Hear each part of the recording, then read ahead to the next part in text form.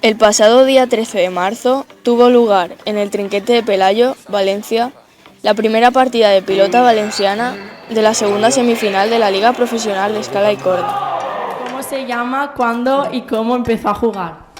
Pues yo soy Carlos, soy de Genovés y empecé en la escuela de pelota ahí del pueblo. No había otra cosa, probé a jugar, me enganché y hasta ahora pues no he parado. ¿Cómo funcionan las categorías en este deporte? Pues eso hasta nivel juvenil, pues como todos los deportes, pues hay infantiles, cadetes y después ya lo que se suele hacer aquí, que en cada tarde, antes de las partidas profesionales, hay partidas juveniles. Entonces si tú ves que destacas ya en los juveniles, pues ya te van probando los profesionales y hasta que te haces un sitio y lo haces bien. ¿Y en qué categoría está usted? Pues ahora mismo vamos a jugar la liga profesional. Debería ser el máximo nivel, jugamos contra el campeón individual que es oro y son la categoría profesional. ¿Se puede vivir de este deporte? Se puede mal vivir.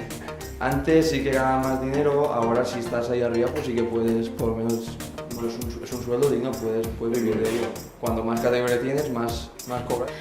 ¿Hay mucha gente que sigue este deporte, gente mayor o gente joven?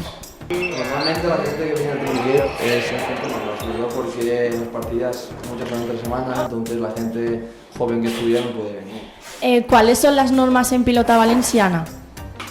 Las normas, pues depende de modalidad. La modalidad esta que es escala y corda simplemente es pasar la norma básica es pasar la pelota por encima de la cuerda del primer bote, como similar al tenis. ¿Cuánto tarda en hacerse el guante y qué materiales utilizáis?